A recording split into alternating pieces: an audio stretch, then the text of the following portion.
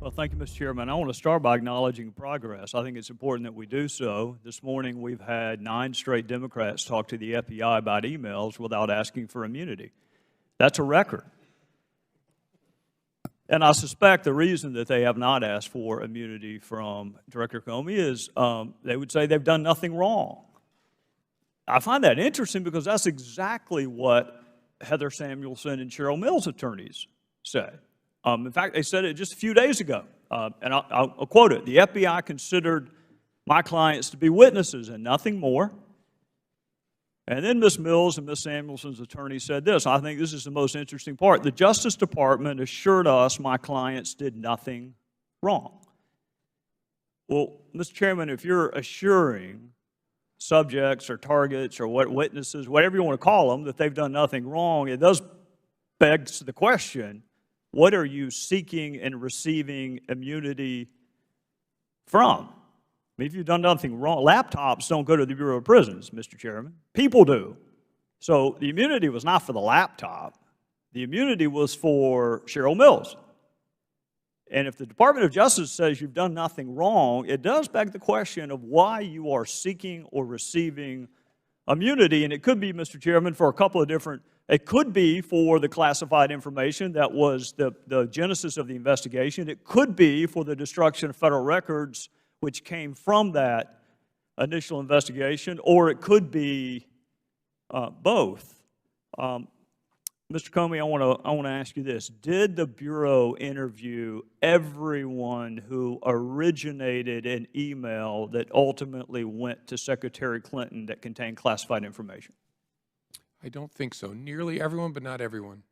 Well, you and I had a discussion the last time about intent. You and I see the statute differently. My opinion doesn't matter. Yours does. You're the head of the Bureau. But in my judgment, you read an element into the statute that does not appear on the face of the statute.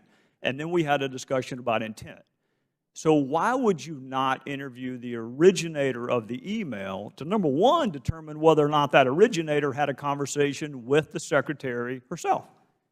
There were a handful of people who the team decided it wasn't a smart use of resources to track down. One was a civilian in Japan, as I recall, who had forwarded something that somehow got classified as it went up, and the other were a group of low-level State Department people deployed around the world who had written things that ended up being classified. Nearly everyone was interviewed, but there was a small group that the team decided it isn't worth the resources. Well, to that extent, if you interview the overwhelming majority of the originators of the email, will you make those 302s available to Congress? Because I counted this morning 30-something 302s that we do not have. Okay. I'll go back and check. My goal is maximum transparency, consistent with our obligations under the law. I'll check on that. Well, and I appreciate it for this reason. Intent is awfully hard to prove. Very rarely do defendants announce ahead of time, I intend to commit this crime on this date. Go ahead and check the code section. I'm going to do it. That rarely happens. So you have to prove it by circumstantial evidence, such as whether or not the person intended to set up an email system outside the State Department, such as whether or not the person knew or should have known that his or her job involved handling classified information, whether or not the person was truthful about the use of multiple devices, whether or not the person knew that a frequent emailer to her had been hacked, and whether she took any remedial steps after being put on notice that your email or someone who's been emailing with you prolifically had been hacked, and whether or not, and I think you would agree with this, Director, false exculpatory statements are gold in a courtroom. I would rather have a false exculpatory statement than a confession. I would rather have someone lie about something and it be provable that that is a lie, such as that I neither sent nor received classified information, such as that I turned over all of my work-related emails. All of that, to me, goes to the issue of intent. So I got 2 more questions, then I'm going to be out of time. For those who may have to prosecute these cases in the future, what would she have had to do to warrant your recommendation of a prosecution? If all of that was not enough, because all of that's what she did, if all of that's not enough, I mean, surely you cannot be arguing that you have to have an intent to harm the United States to be subject to this prosecution. I mean, that's treason. That's not a violation of this statute. No, I think we'd have to be able to prove beyond a reasonable doubt a general awareness of the unlawfulness of your conduct. You knew you were doing something you shouldn't do. And then, obviously, that's on the face of the statute itself. Then you need to consider, so who else has been prosecuted and in what circumstances, because it's all about prosecutorial judgment. But those two things would be the key questions. Can you prove that the person knew they were doing something they shouldn't do, a general criminal intent, general mens rea, but the way to treated other people similarly? The way to prove that is whether or not someone took steps to conceal or destroy what they've done. That is the best evidence you have, that they knew it was wrong, that they lied about it.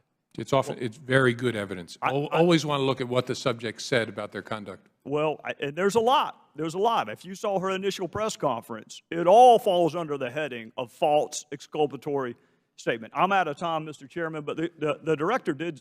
You started off by giving us examples of things the Bureau has done. And every one of us who's worked with the FBI, that is the FBI that I know. The one that went and saved that girl in North Carolina, that is the FBI that I know. What concerns me, Director, is when you have 5 immunity agreements and no prosecution, when you are allowing witnesses who happen to be lawyers, who happen to be targets, to sit in on an interview. That is not the FBI that I used to work with. So I've been really careful to not criticize you. In fact, I said it again this morning. They wanted to know, was he gotten to? Did somebody corrupt him? No, I just disagree with you. But it's really important to me that the FBI be respected. And you got to help us understand. Because it looks to me like some things were done differently that I don't recall being done back when I used to work with them. And with that, I would yield back to the chairman. Can I respond to that? Yes, you may. I hope someday when the political craziness is over, you will look back again on this, because this is the FBI you know and love. This was done by pros in the right way. That's the part I have no patience for. Sorry, sir. Thank you, sir. Chair, thanks. Gentleman, recognize the gentleman from South Carolina, Mr. Gowdy, for 5 minutes. Thank you, Mr. Chairman. Professor Ramirez, you mentioned a couple of cases in your opening statement, and I know that time is short when you only have 5 minutes, and you were not able to address other cases. I wanted to ask you whether or not you were familiar with a few other cases. Sandy Rogers and Scotty Richardson from Aiken, South Carolina. Are you familiar with that case? No, sir. How about Roger Dale Rice from Lawrence, South Carolina? Are you familiar with that case? No, sir. Eric Nicholson or Marcus Whitfield from Greenville, South Carolina? Are you familiar with that case? No, sir. Russ Sorrow from Greenville, South Carolina? No, sir. Or Kevin Carper from Spartanburg, South Carolina? No, sir. Professor, those are just a handful of the more than 340 police officers who were killed in the line of duty in South Carolina. And Kevin Carper's case is most instructive because his partner did CPR on the suspect that killed Kevin, trying to save his life. Let me ask it another way. Are you familiar with the case of Ricky Samuel? No, sir. How about Tamika Houston? No, sir. How about Nell Lindsay? No, sir. Miranda All? No, sir. Santiago Rios? No, sir. Those are all folks that were the victim of intra-racial homicides in South Carolina. And I hasten to add, there were not protests either with any of those police officer killings or any of the intra-racial killings. And I suspect you agree with me, Professor, that all lives matter. Whether you're killed by a police officer or your next-door neighbor, you're every bit as dead, aren't you? Yes, sir. I actually, as a former prosecutor and someone who's worked with police officers, have the deepest respect for them. So do I. And despite that deep respect, Professor, I still maintain the objectivity of prosecuting police officers who engaged in misconduct. We have a process in place if you don't think you can be fair. It's called recusal.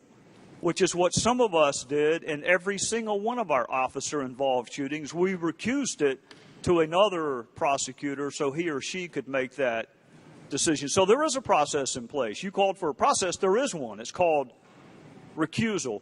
Do you know, as a former prosecutor, or can you deign what may have been the biggest impediment to our being able to successfully prosecute homicide cases, particularly homicide cases involving victims of color, in my criminal justice jurisdiction? Do you know what the biggest impediment was?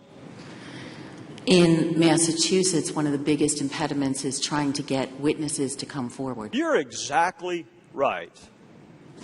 You're exactly right. You have a victim of color, and we had trouble getting witnesses to cooperate with law enforcement and prosecutors, which then, as you know, diminishes the quality of that case and your ability to prosecute it, which may result in a lesser plea bargain because you don't have the facts, which may then result in what you said in your opening statement, which is people have a tendency to treat black lives differently than white, when the reality is the case wasn't quite as good. Isn't that a possibility too?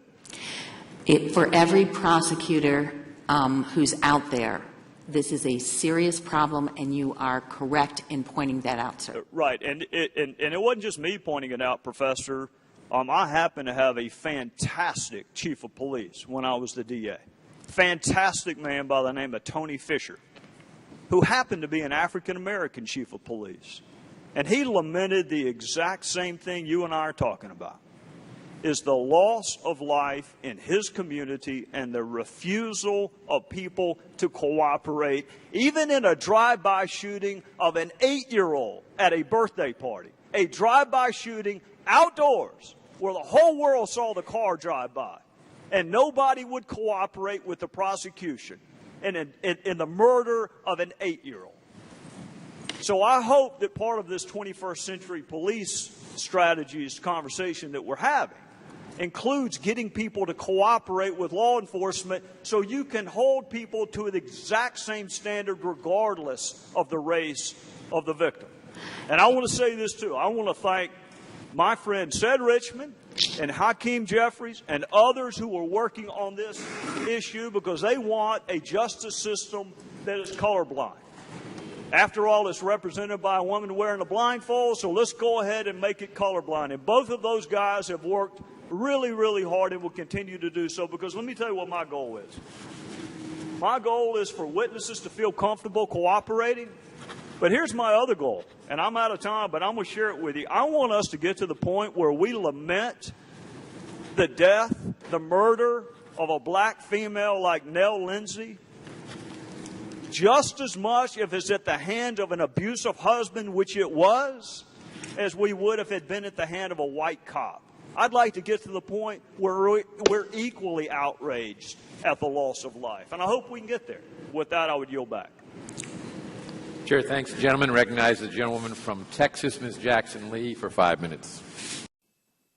Our fellow citizens' frustration with government. They are absolutely convinced that we spend their money differently from the way that we would spend our own, and they are exactly correct. The rest of America cannot comprehend of a $44 breakfast. They are pouring generic brand cereal while you are eating a $44 breakfast.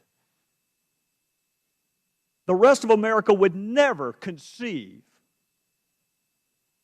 of a $7 Monte Cristo mini sandwich. And neither would you if you were spending your own money.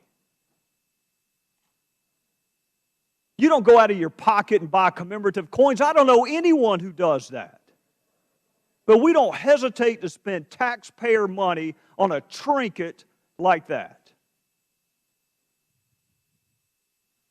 Giving bicycles to indigent children is a wonderful idea. I hate that you robbed yourself of the satisfaction of knowing what it feels like to do it yourself instead of spending someone else's money to do it. The ostensible purpose of this hearing was to exchange ideas. You know, Alexander Graham Bell has this marvelous invention called a telephone. or better yet, video conferencing. The notion that you have to spend $800,000 to exchange ideas is laughable and perhaps criminal. And the part that galls me the most is the hypocrisy of GSA not even following its own damn rules. You are so quick to make everyone else follow the rules, and you can't follow your own rules. You have an event planner on staff.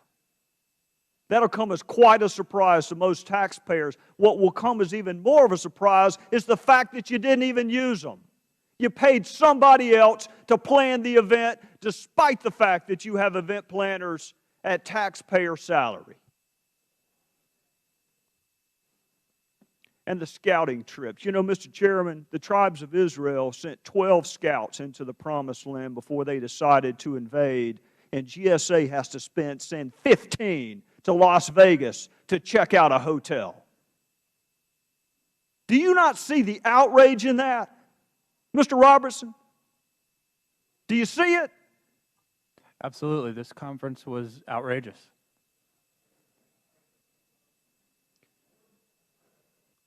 Well, I'm not going to be as self-congratulatory as some other people are. I think the fact that we're having a hearing is a loss. Most people don't need a hearing to know that you don't spend other people's money the way that money was spent at this conference. We don't need a list of recommendations from the Inspector General. We don't need to be reminded that you can't negotiate a discount on a purse because the U.S. government decided to contract with a hotel. That is criminal. And a mind reader?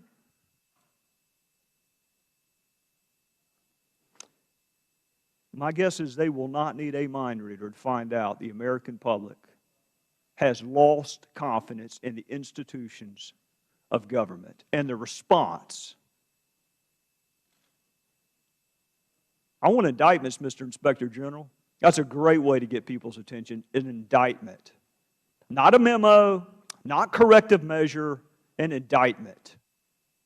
I went through your report and I wrote 25 times, what's the penalty? What's the penalty for doing what you found that they did?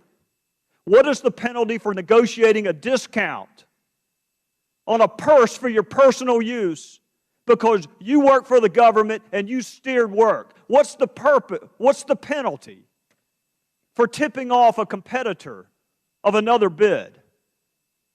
That sounds remarkably criminal to me, Mr. Inspector General.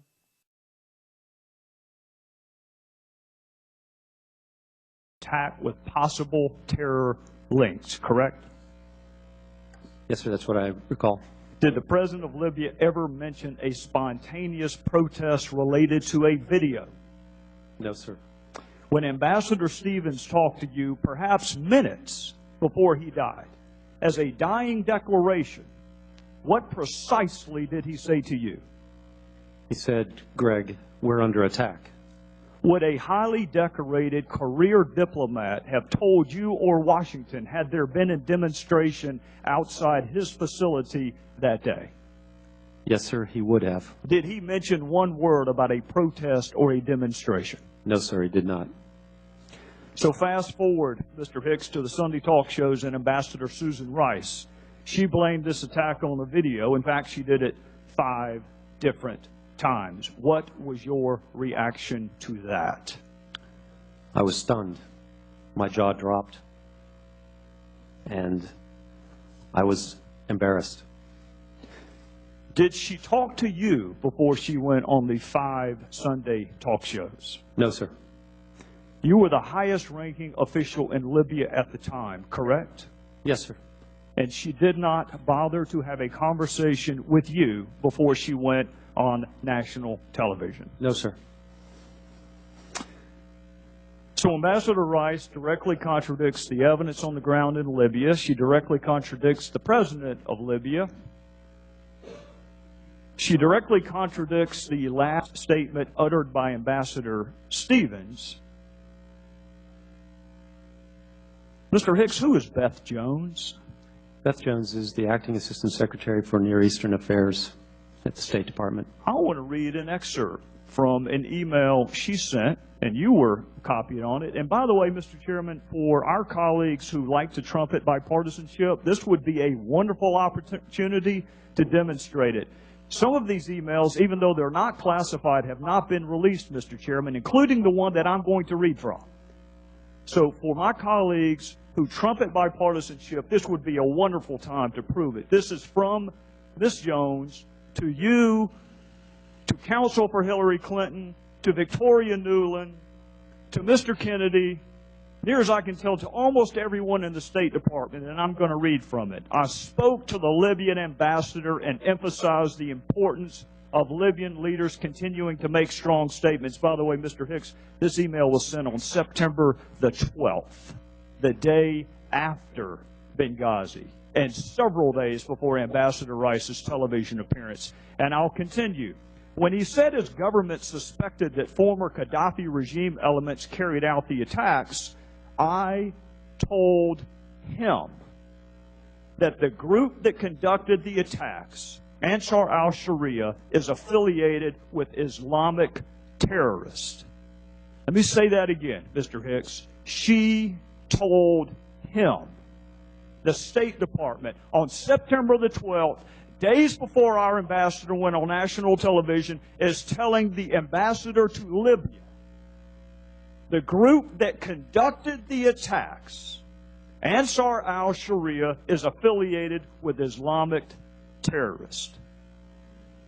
Mr. Hicks, I want to know two things. Number one, why in the world would Susan Rice go on 5 Sunday talk shows and perpetuate a demonstrably false narrative? And secondarily, what impact did it have on the ground in Benghazi, the fact that she contradicted the president of Libya? As to the first question, I cannot provide an answer, but perhaps you should ask Ambassador Wright. I would love the opportunity to do just that. As to the second question,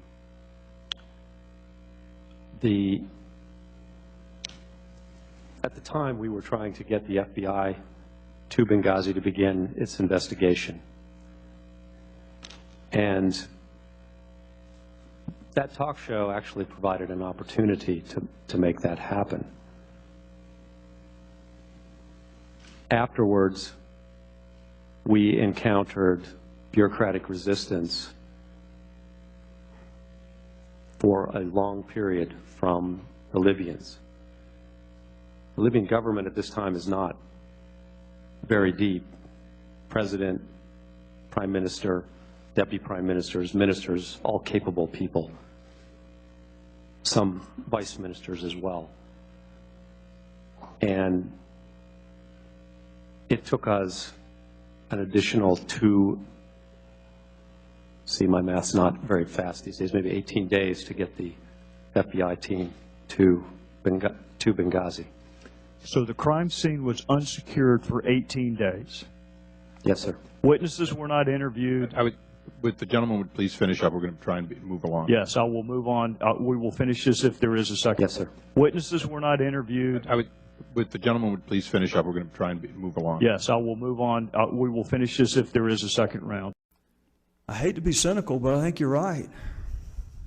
Ms. Gupta, you said you were a prosecutor. There was a question I got way back in time that I never really had a good answer for. Whenever a family member who had lost a loved one to an act of violence, to someone who was out on bond, would ask me, why was that person out of jail? I never really had a good answer. I mean, you can cite the Constitution that you're really entitled to bond absent some circumstances, but that's kind of a hollow explanation. So what would the explanation be to those who have lost loved ones to violent crime for people who are here unlawfully and the federal government knows it?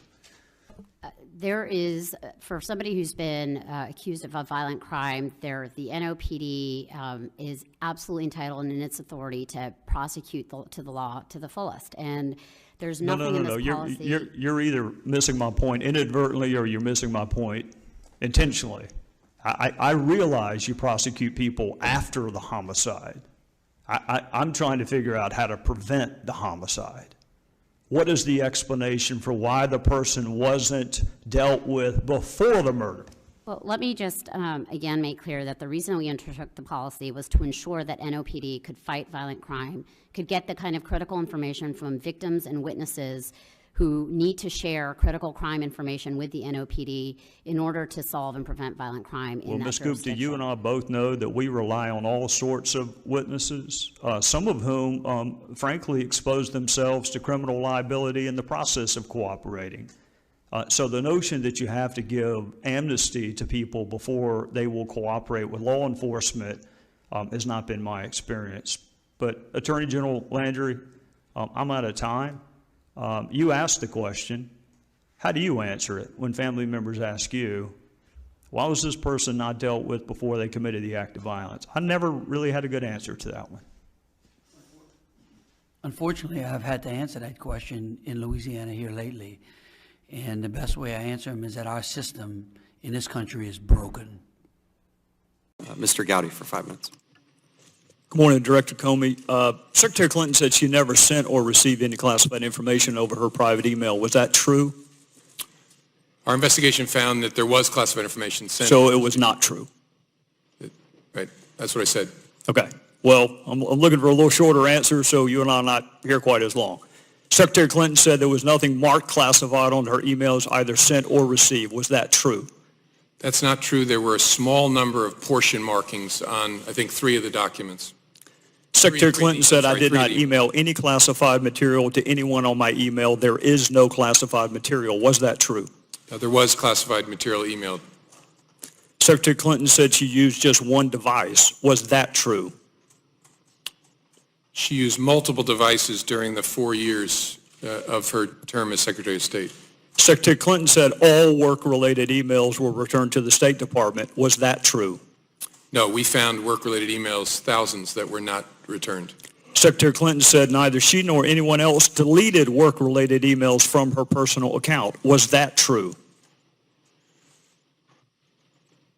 That's a harder one to answer. We found traces of work-related emails on devices or in Slack space, whether they were deleted or whether when a server was changed out, something happened to them.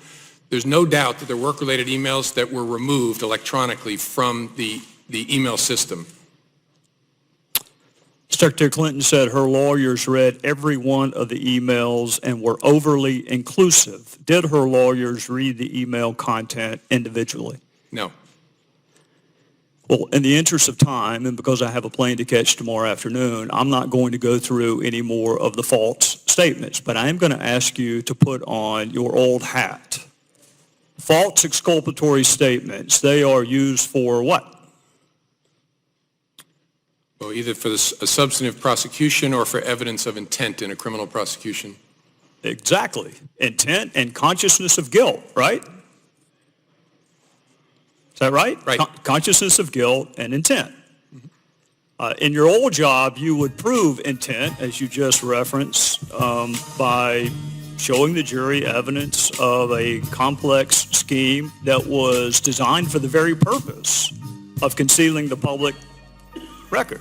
And you would be arguing, in addition to concealment, the destruction that you and I just talked about, or certainly the failure to preserve. You would argue all of that under the heading of content. You would also be arguing the pervasiveness of the scheme, when it started, when it ended, and the number of emails, whether they were originally classified or up-classified. You would argue all of that under the heading of intent. You would also probably, under common scheme or plan, argue the burn bags of daily calendar entries or the missing daily calendar entries as a common scheme or plan to conceal. 2 days ago, Director, you said a reasonable person in her position should have known a private email was no place to send and receive classified information. You're right, an average person does know not to do that. This is no average person. This is a former First Lady, a former United States Senator, and a former Secretary of State that the President now contends is the most competent, qualified person to be president since Jefferson. He didn't say that in 08, but he says it now. She affirmatively rejected efforts to give her a state.gov account. She kept these private emails for almost 2 years and only turned them over to Congress because we found out she had a private email account. So you have a rogue email system set up before she took the oath of office, thousands of what we now know to be classified emails, some of which were classified at the time. One of her more frequent email comrades was in fact hacked, and you don't know whether or not she was. And this scheme took place over a long period of time and resulted in the destruction of public records, and yet you say there is insufficient evidence of intent. You say she was extremely careless, but not intentionally so. You and I both know intent is really difficult to prove. Very rarely do defendants announce, on this date, I intend to break this criminal code section. Just to put everyone on notice, I am going to break the law on this date. It never happens that way. You have to do it with circumstantial evidence. Or if you're Congress and you realize how difficult it is to prove specific intent, you will formulate a statute that allows for gross negligence. My time is out, but this is really important. You mentioned there's no precedent for criminal prosecution. My fear is there still isn't. There's nothing to keep a future Secretary of State or President from this exact same email scheme or their staff. And my real fear is this. It's what the chairman touched upon. This double-track justice system that is rightly or wrongly perceived in this country. That if you are a private in the Army and you email yourself classified information, you will be kicked out. But if you are Hillary Clinton and you seek a promotion to Commander-in-Chief, you will not be. So what I hope you can do today is help the average person, the reasonable person you made reference to, the reasonable person understand why she appears to be treated differently than the rest of us would be. With that, I would yield back. Chair now recognizes himself for questions. Mr. Rubin, have you read the House resolution? Pardon me. Yes, sir, I have. What is your understanding of what this committee has been asked to do? My understanding is that the committee has been asked to review the incidents related to the Benghazi attacks and all of the, as you described at the beginning, in all of the aspects that it seeks. So your understanding is that we have been asked to look at all policies, decisions, and activities that contributed to the attacks? Certainly, that's our understanding, and we support providing the information related to that request. That affected our ability to prepare for the attacks? But if that's ultimately the decision. Well, you've read it, right? I mean, you've read the resolution, right? You're not disagreeing with my interpretation of the resolution, are you? We defer to the committee's direction on how it wants to proceed. Including executive branch efforts to identify and bring to justice the perpetrators of these attacks? Did you read that in the resolution? Sir, I don't have it in front, so I can't quote it. I'll be thrilled to get you a copy of the resolution. Sure. For the meantime, you're just going to have to take my word that it also says executive branch efforts to identify and bring to justice the perpetrators of these attacks. That's in the resolution. Can you tell me specifically how our interviewing witnesses is going to jeopardize the prosecution? Sir, the Department of Justice has been clear with us. I'm asking you. It was in your opening statement. I'm asking you. You tell me, a former prosecutor, how our interviewing witnesses that have already been interviewed by the ARB, already been interviewed by the Best Practices Panel, and frankly, already been interviewed by the State Department. The video that you showed us last week, that agent interviewed the witnesses in preparation for a video. So if the ARB and the Best Practices Panel and your own agency can interview people in preparation of a training video, how can Congress not interview those witnesses? Sir, no one has said that Congress cannot interview. You just said that it would jeopardize an ongoing prosecution, and I just asked you specifically how. My understanding, and I am the chief liaison to the House for the State Department, is that our colleagues at the Department of Justice have been in touch. Specifically, who told you that? My colleagues within the State Department who work on this on a daily basis. I'm looking for a name because I've got to clear up this misconception that simply talking to a witness who's already talked to 3 other investigatory bodies, that somehow or another Congress cannot talk to these witnesses, even though apparently everybody else can. I'm curious how that jeopardizes an ongoing prosecution. Sir, I'm not an attorney. I'm not a prosecutor. What I am is the chief liaison to the House for the State Department. And what I am conveying is that the Justice Department has told us that this could have an impact, and they would like to have a conversation with you and your committee about that. Do you believe that Congress has the constitutional authority to provide oversight? Every day I do that with my job, yes, sir. So you do agree with that. What is your interpretation of the phrase, all policies, decisions, and activities? In what context? In any context. How about contributed to the attacks? What is your understanding of all policies, all decisions, all activities? The approach that we are taking at the State Department is to provide materials to the committee at the direction of the committee. The request for interviews that you have reiterated here today, I am explaining that the Justice Department has said that they would like to have conversations with the committee for the concern about the protection Mr. Rubin, of the welfare of these agents. I want to ask you something. I want to ask you something, okay? Because there are 12 people up here who may not agree on another single solitary thing, but every one of us agrees that we don't want to do anything to jeopardize the physical security of anybody who works for this government, nor does anybody on this dais want to do anything to jeopardize an ongoing prosecution. Okay, can we stipulate that nobody Certainly. wants to do either of those things? Certainly. Will you also stipulate that you can talk to witnesses while preserving their identity and not jeopardizing an ongoing prosecution? I am confident that in the conversations between the Justice Department and the committee that those modalities can be discussed. I Mr. am Rubin, not the expert on Mr. how those Rubin, modalities do you see the Justice Department at this hearing? No, sir. Do you know why they're not at this hearing? No, sir. Because we don't have any issues with them. That's why they're not here.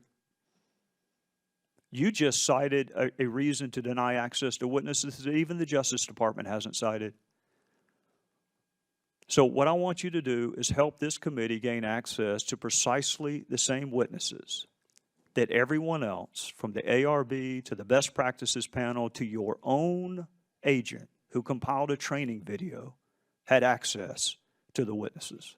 Sir, as I said in my opening statement, we are happy to have the conversation with you and your staff on how to engage on this. And that is something that we're open to. We have never said no. Well, I appreciate that. I appreciate that. But I want to make sure that you and I have a clear understanding with each other. If 6 people observed an important event and you were being asked to write a final definitive accounting of that event, how many of the 6 would you want to talk to? Sir, I understand. That's not a trick question.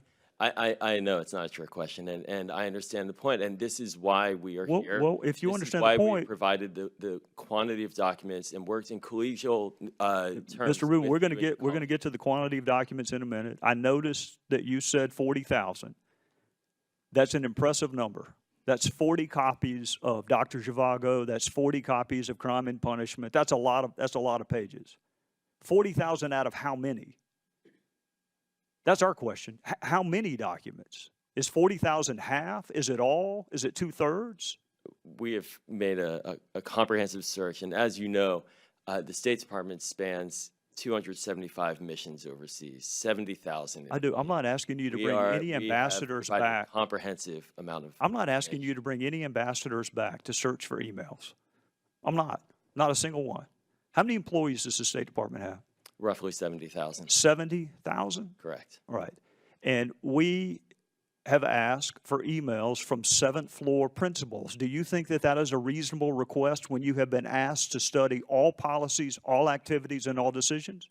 In your committee's December letter, where it named principals, first, in fact, all of those principals there are emails, there are documents related to them in that 40,000.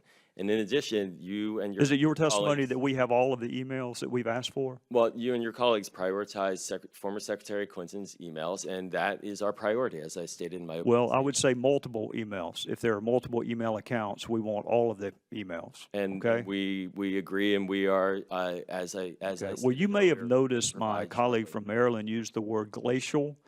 I find the use of that word interesting when you vote against constituting a committee, when you threaten not to participate in the committee, when you continually threaten to walk away from the committee, when you can't identify a single solitary person that you would issue a subpoena to, when you are prepared to have an ask and answered website before you got the 15,000 pages of documents that you just provided, when you expect members of Congress who are having conversations with people on airplanes to stop the conversation and say, let me go get a Democrat. You heard the word glacial. We're going to pick up the pace. We're going to pick up the pace. I have no interest in prolonging this. None. Sir, so you're going to have to pick up the pace with us, okay? Absolutely, and this is why we're here today. We have made 2 witnesses available since the fall of last year. We are prepared at any time, proactively, as you and your colleagues know. I appreciate that, Mr. Rubin. Are you familiar with the subpoena that dates back to 2013 that the Oversight Committee sent with respect to the ARB? Yes. Okay. ARB is a statutory creation, you agree? Congress created the ARB? Yes, it did. Do you agree Congress can amend or alter or enhance the ARB? If it's a statute, sure. Congress can change it, right? You agree Congress should provide oversight over one of its statutory creations?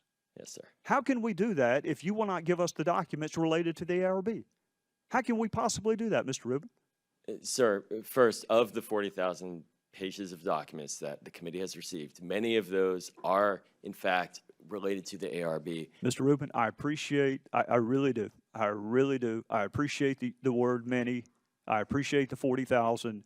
I keep coming back to one word that's in the House resolution, and that word is all. So, sir, do we have all of the documents? What we have communicated to you and to your staff, and what we've been grateful for, is the committee's explanation of its top priorities, and we would be very honored to continue to have those discussions if the ARB. As you've noted here, becomes the top priority. Well, that is certainly. Mr. Rubin, we shouldn't have to pick among priorities. You have 70,000 employees. I mean, what we're not going to do is identify one tranche of emails and then 2 months later go depose or do a witness interview with that witness, and then 2 months later get another tranche of emails. When our colleagues on the other side, who, by the way, had no interest in forming this committee whatsoever, but are now ironically complaining about the pace of a committee that they had no interest in forming whatsoever, it's time for us to pick up the pace. And I'm looking to you to help me do that. And that's why we're here, and that's why we have continually engaged proactively with you and your committee, and we're happy to continue to do so. Okay. And I would mention the 70,000 employees are engaged in their jobs. I appreciate that. I don't want any ambassadors, security guards. I don't want anybody taken off of an important job. But compliance with congressional inquiries is important, and if you have time for condom demonstrations or culinary diplomacy, I think you have time to comply with a legitimate request for documents from Congress, and I'm sure you agree. And with that, I would recognize the gentleman from Maryland.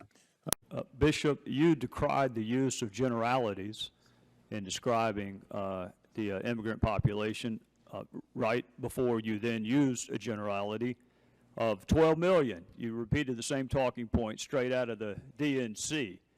12 million aspiring citizens. I'm assuming that you are not counting the killer of Miss Wilkerson's son in that 12 million. I'm not understanding your question. Well, you said there's 12 million aspiring Americans here, and my point is all 12 million aren't aspiring, and all 12 million couldn't pass any background check, even one by the ACLU or a criminal defense attorney. Surely you're not including the person that killed her son in the 12 million aspiring Americans. I'm not sure that I used the term aspiring. Well, you said 12 million. You spoke as if the entire population is deserving of citizenship. That's precisely what you said. I do believe that the 12 million who are here need to be considered for a pathway to How about the one that killed her son? Citizenship. How about the one that killed her son? It's a criminal. I hope he's been dealt with as a criminal. So it's 12 million minus one. How about the one that killed? Community. Again, it's 12 million minus one. How about the one that killed Miss Root's daughter? That's a criminal case. All right, so that's 12 million minus immigration policy. How about the gang members in Sheriff Jenkins' jurisdiction? If we're talking about safety in our communities, then let's talk about safety in our communities. How about the gang members in Sheriff Jenkins' jurisdiction? Are those part of the 12 million with which you made reference? I do not know What I do You don't know whether or not what a I gang do member know- should be included on a path to What I citizenship? do know is that our communities deserve greater safety, and it's No, not ma'am, going to happen when we pit I just victims respectfully against victims. disagree with you, Bishop. American citizens should not be victimized by crime. I think we can agree with that. And American citizens should not have to wait until someone who is not here legally commits another crime before we decide to get serious about enforcing our immigration laws. So my question to you is this. Of the 12 million, if that number is right, minusing the one that killed Miss Wilkerson's son, minus the one that killed Miss Root's daughter, minus the gang members, minus the 300,000 that have already been adjudicated to have committed another criminal offense, how would you go about identifying the good ones from the bad ones?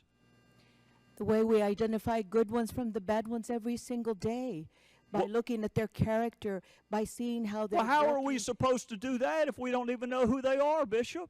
Well, we won't know who they are if we continue to treat them the way we're treating them. No. There's a way to know. But you just said you don't like the way that we've chosen to do it. You don't want local law enforcement. I do not think that that is a helpful way. Well, let me ask you this, Immigrant Bishop. communities want to help. They want to why keep their don't community you- safe, but they won't come forward if they think that they're going to be picked up by us. Oh, no, it's going to threaten their lives. We If saw their a children are perfect going to be example. left behind. It's going to be really tough for the court reporter if you continue to talk while I'm asking questions. She's got a tough enough job. So how about we just agree to go one at a time, okay? How about Kate Steinle's murder in San Francisco? That's a sanctuary city. You wrote an op-ed on it. Do you remember that? I did. And you advocated for policies that prevent gun violence. You remember writing that? Yes. We have some of those policies. In fact, we call them laws. There's a law against shooting someone on a pier who's walking beside her father. We already have that law. We already have a law where convicted felons can't purchase or possess firearms. Do you know that Kate Steinle's killer was a convicted felon? Yes. We also have a law that if you're not here legally, either overstayed a visa or crossed the border without permission, that you cannot legally possess or purchase a firearm. Did you know that was already Yes. a law? So what policies are you advocating for that would have saved Kate Steinle's life in addition to the ones we already have?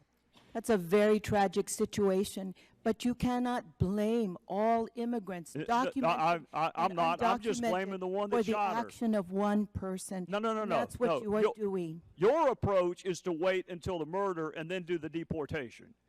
And my approach is try to have as few body bags as we can possibly have. Try to identify those that are not aspiring citizens before they kill somebody's son or daughter in San Francisco. That's my objective, to identify them before the crime.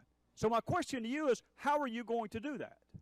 I would argue that we need trust policies where immigrants, documented and undocumented, can come forth to report crimes and to report when they too have been victims of crimes without the fear of being deported.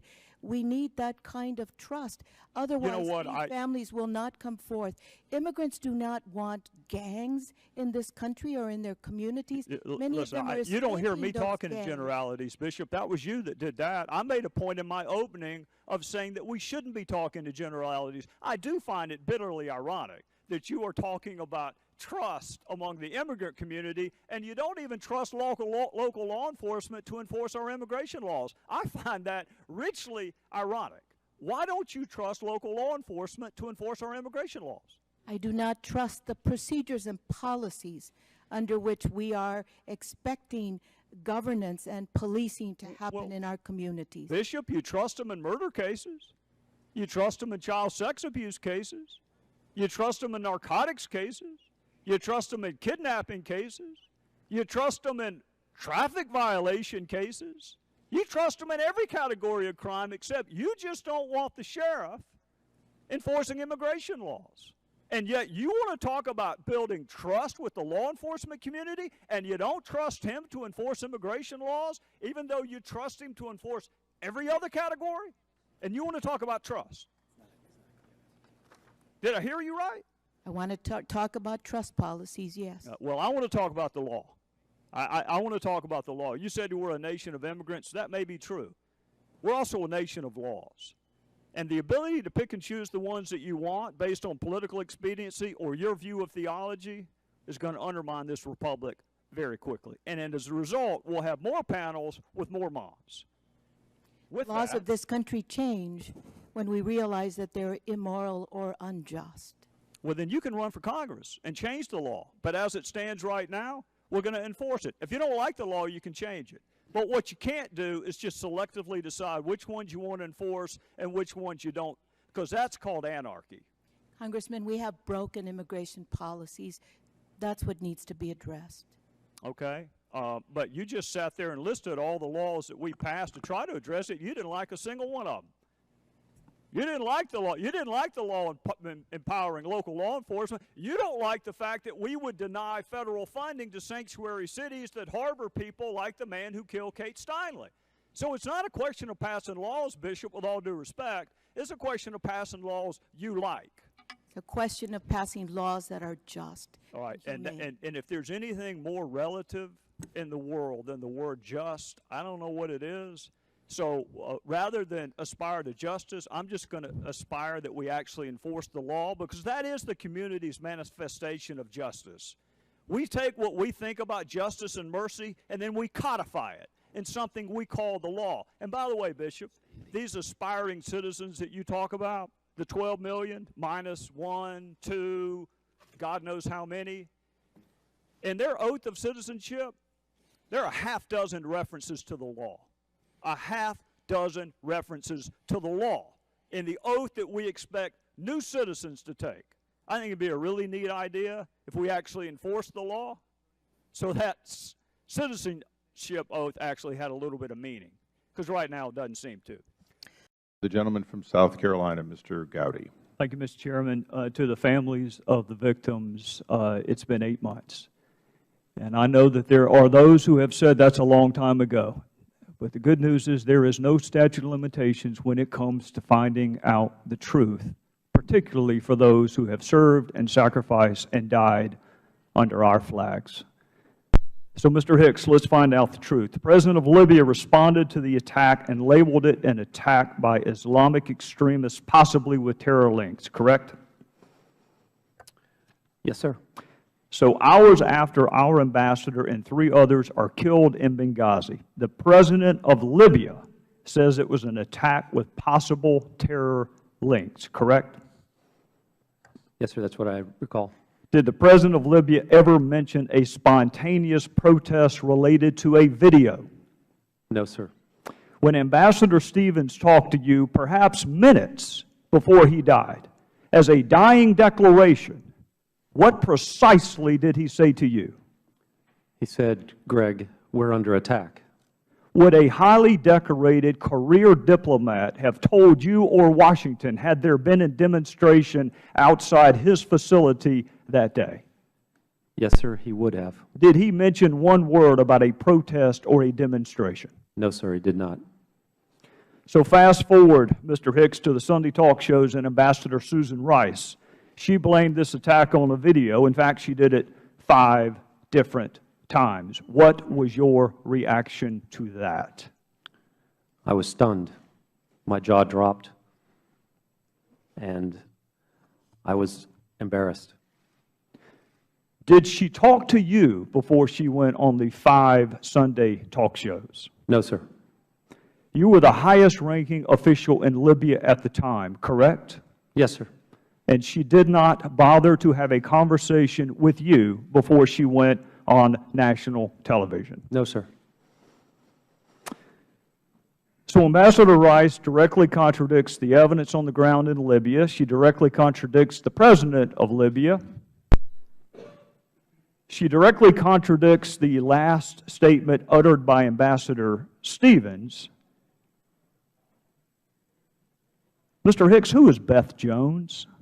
Beth Jones is the Acting Assistant Secretary for Near Eastern Affairs at the State Department. I want to read an excerpt from an email she sent, and you were copied on it. And by the way, Mr. Chairman, for our colleagues who like to trumpet bipartisanship, this would be a wonderful opportunity to demonstrate it.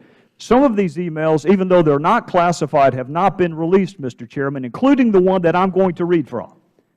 So for my colleagues who trumpet bipartisanship, this would be a wonderful time to prove it. This is from Ms. Jones to you, to counsel for Hillary Clinton, to Victoria Nuland, to Mr. Kennedy, near as I can tell, to almost everyone in the State Department, and I'm going to read from it. I spoke to the Libyan ambassador and emphasized the importance of Libyan leaders continuing to make strong statements. By the way, Mr. Hicks, this email was sent on September the 12th, the day after Benghazi, and several days before Ambassador Rice's television appearance.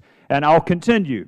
When he said his government suspected that former Gaddafi regime elements carried out the attacks, I told him that the group that conducted the attacks, Ansar al-Sharia, is affiliated with Islamic terrorists. Let me say that again, Mr. Hicks. She told him, the State Department, on September the 12th, days before our ambassador went on national television, is telling the ambassador to Libya, the group that conducted the attacks, Ansar al-Sharia, is affiliated with Islamic terrorists. Mr. Hicks, I want to know two things. Number one, why in the world would Susan Rice go on 5 Sunday talk shows and perpetuate a demonstrably false narrative? And secondarily, what impact did it have on the ground in Benghazi, the fact that she contradicted the president of Libya? As to the first question, I cannot provide an answer, but perhaps you should ask Ambassador Rice. I would love the opportunity to do just that. As to the second question,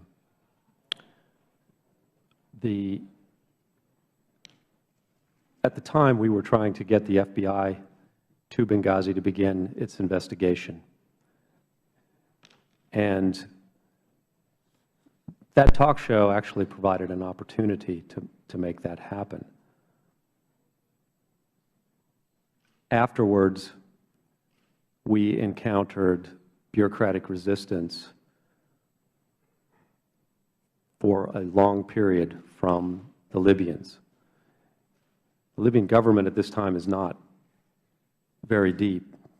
President, Prime Minister, Deputy Prime Ministers, ministers, all capable people, some vice ministers as well. And it took us an additional my math's not very fast these days, maybe 18 days to get the FBI team to Benghazi. So the crime scene was unsecured for 18 days? Yes, sir. Witnesses were not interviewed? If the gentleman would please finish up, we're going to try and move along. Yes, I will move on. We will finish this if there is a second round. Thank you, Mr. Hicks. Thank you. For all individuals, to the extent that Ms. Burriesci, how many visa overstayers are there in the United States? Sir, as I said earlier, I don't have that statistic with me. Well, let's use the President's statistics that there are 11 million and 40% of them would be visa overstayers as opposed to border crossers. Do you take exception with what the President said, or can we just use that as kind of a baseline? I, in all honesty, don't recall what the President said about it, but I'm not sure where those stats are coming from. So you cannot tell me how many visa overstayers are in the United States. I don't have that information with me. Is there a list? There is an interim draft entry-exit report which has overstayed data in it. No. I want, are there a list of names of visa overstayers? So anybody who's overstayed, regardless if it's a visa or a visa waiver program, those individuals have final removal orders, and our Immigration and Customs Enforcement Agency receives that list. So there's a list? Yeah. Is that list shared with federally licensed firearms dealers? I am not sure. Well, it is actually currently against the law for anyone who is here illegally or unlawfully to possess or purchase a firearm. And I understood in Mr. Good's opening, he wants to create a new list of prohibited persons, which just struck me that maybe we ought to find out how good a job we're doing with the current statutes that we have. Do you know how many prosecutions that there were for, say, the last 3 years for folks who tried to purchase a firearm that were not here legally? No, sir, but I can ask ICE that question. Well, it wouldn't be ICE, it'd be the Department of Justice.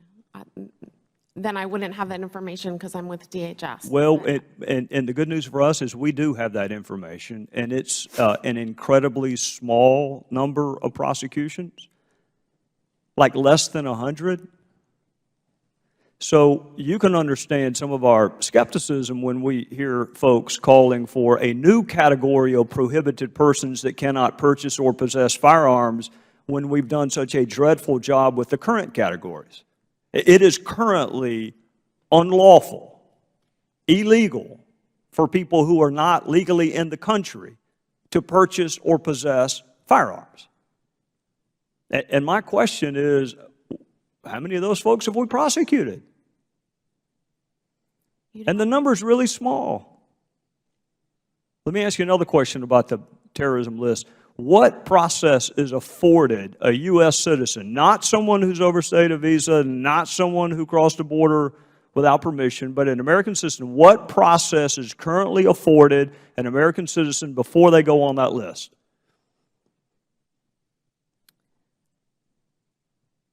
I'm sorry, there's not a process afforded the citizen prior to getting on the list. There is a process should someone feel they are unduly placed on the list. Yes, there is. And when I say process, I'm actually using half of the term due process, which is a phrase we find in the Constitution, that you cannot deprive people of certain things without due process. So I understand Mr. Good's idea, which is wait until your right has been taken from you and then you can petition the government to get it back. I understand that that's his idea. My question is, can you name another constitutional right that we have that is chilled until you find out it's chilled and then you have to petition the government to get it back? Is that true with the First Amendment?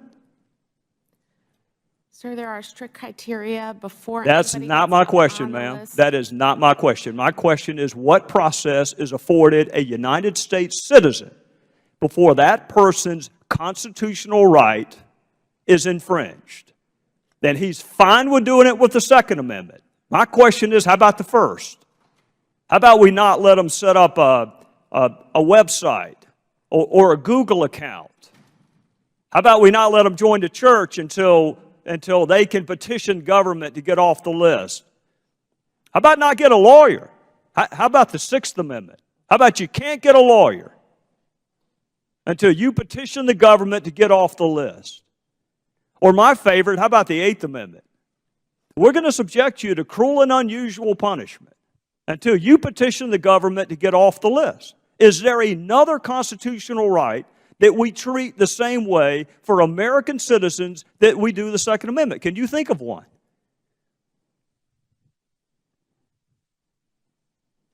Can you think of one? I don't have an answer for you, sir. All right, well, I'm out of time, but I've got a couple other questions, and I'm sure the chairman will indulge me. Do you know whether the female terrorist in California was subjected to an in-person interview before her K visa was issued?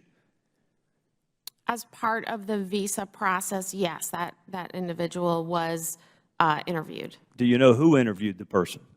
I do not have that information. That would be a question to ask the State Department. Do you know how long the interview took place, how long it lasted? That would also be a question for the State Department. They conducted the interview. Do you know what investigation, if any, was done into her in terms of education, employment, social media?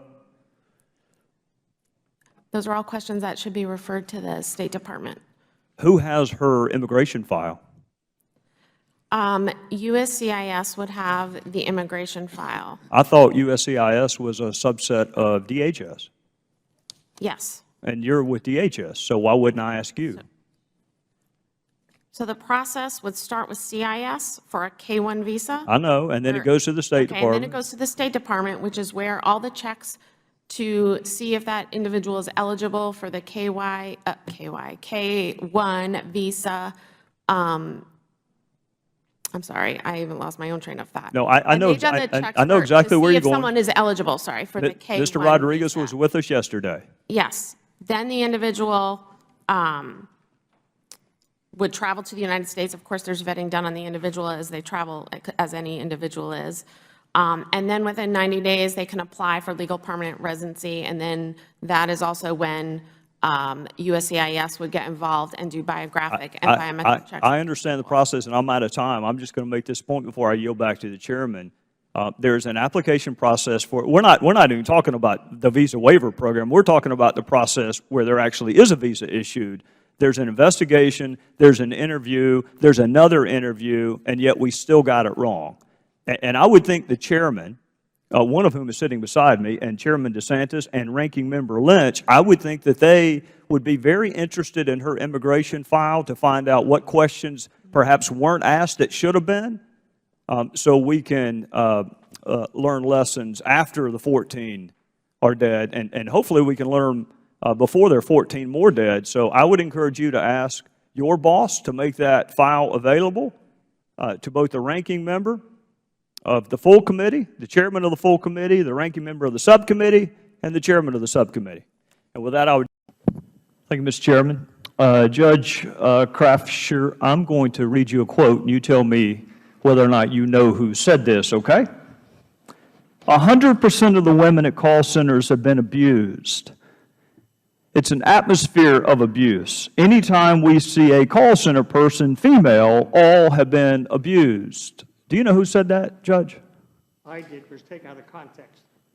Well, sir, your microphone. Can you repeat that, sir? Yes. He said it was taken out of context. Well, let's put that in context. Judge, was that, did somebody testify to that at a lower level? Was that in the record? No, sir. That was my experience. Did you rely on a learned treatise? You made a point of saying in your opening statement how much respect you pay to the federal rules and the Constitution.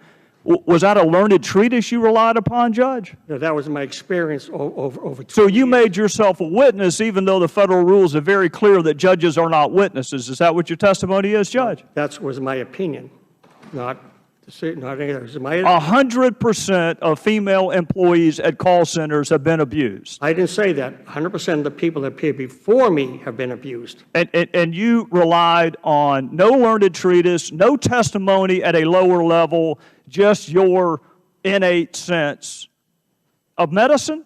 No, that's been my experience having hearings. Well, let me ask you about another one of your experiences, Judge. I want to read you another quote and ask you whether or not you recognize who said this, okay? Mm-hmm. How did your family discipline you? Did they hit you on the butt? I'm starting to do some analysis. It's starting to be when women are hit at an early age, they start developing problems in their 20s, late teens and 20s. My ex-wife told me about this. There's something in a girl that's a sexual thing. It arouses certain things. Did you say that, Judge? Yes, I did. Did you rely upon a learned treatise in reaching that determination? No, I relied on... Did you rely on something at a lower level, a hearing, a witness testified to that? No, I relied on my experience hearing case over 20 years. Judge, I hasten to add, because you made a point of saying in your opening statement that your first responsibility is to the Constitution and the Federal Rules of Evidence. Are you aware that judges can't be witnesses? Are you familiar with that, Judge? I don't consider myself a witness. You just testified to your own personal experience. If that's not a witness, what is it? That's a personal opinion. Judges can't express personal opinions either. That's why we have something called experts. So that's Did an expert testify to that, Judge? That's called a First Amendment right. You're considered, so you have a First Amendment right to say whatever the hell you want in a hearing. Is that what you're saying? No, sir. And you can rely upon that when you're spending taxpayer money? No, sir. But that's an isolated case. Well, it can't be an isolated case. I just cited two. Yeah. And my colleague cited others. Yeah. You're taking isolated cases. I've had... Well, let's go a little broader than that, Judge. What is your reversal rate of the hearing officer? Is it in excess of 90%? Yes, it's based upon testimony given to me. All right, and it has to be adjudicated twice before it gets to you, right? That's correct. And only if it's denied does it get to you. So 90% of the time, the people under you are wrong. No, I want to be able to cross. Well, it has to be, or you wouldn't be reversing them. They've denied benefits, Judge, and you've reversed their denial. That means that you're hiring some really dumb people to be hearing officers because they're wrong 90% of the time.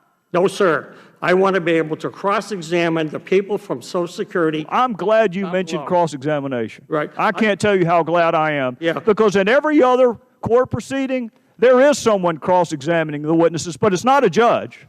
It's an attorney, and that's true in misdemeanor crimes, that's true in felony crimes, that's true in civil cases.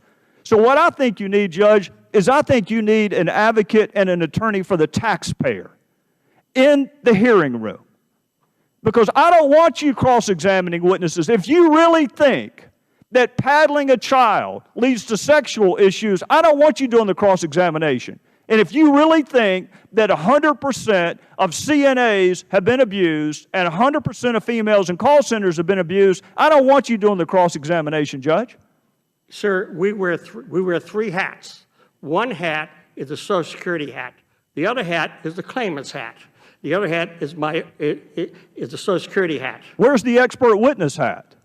You just said you were an expert witness. We have an adversary system, and I have the right. It's not an adversary system. There's no advocate for the taxpayer that's in the courtroom. We have a non-adversary system, sir. It's a non-adversary system, and I have to wear three hats. It can't be too adversarial, or you would not reverse the hearing officer 90% of the time. And some of your colleagues, 99% of the time, they reverse a hearing officer. And we mistakenly, Judge, thought it was because you were eyeballing the witnesses so you could assess credibility. But we learned from your colleague, Mr. Taylor, that that's not even true. Sir, you don't even have a hearing. You just do it on the paper. Sir, it's not eyeballing the witness. I take testimony. I have had here, this sheet has... And who does the cross-examination? It has 186 ailments on it. Who does... Well, that's your document. Mr. Cummings, Mr. Cummings just exposed it. That's your document. The attorney also provides one for me. The attorney for whom? For the claimant. That's my point. There is no attorney for the taxpayer. Good. We're going broke. Mr. Chairman, I know I'm out of time, but I'm going to tell you a story from Spartanburg real quickly. I had a judge call me. He's apolitical. And he said, I just sentenced someone for calling under people's houses and stealing their copper. And he said, what really struck me as being unusual, Trey, is he is 100% disabled in the back. I want you to think about that, Judge, and I want you to think about one other thing, too. I went on a tour of something called a workability center, where people with special needs value work enough that they go to work every single day. And there was one man who was confined to a wheelchair, had no use of his hands or legs, but his job was to encourage his fellow employees. There is inherent value in work. And one reason your backlog may be so big is because it's so damn easy to get benefits. Not for me. Not for me. I hear every case. I see every person that's ever appeared before me. Every one. You reverse the hearing officer over 90% of the time, Judge. 90% of the time, the person at the first level is wrong in your judgment, and you are citing your own version of medicine. 100% of the people are abused. That if you paddle a little girl, she's going to wind up with sexual issues, despite the fact it's not in the record, Judge. Well, you may be a judge, but you're not God. Well, let me explain to you. If I had this person in front of me that was down below, I can examine him on behalf of Social Security, and that would allow the claimant's rep. Well, then why don't your colleagues have hearings? Why do they do it on the paper? If it's that important to eyeball a witness and assess credibility and cross-examine them, why are you doing it on the paper?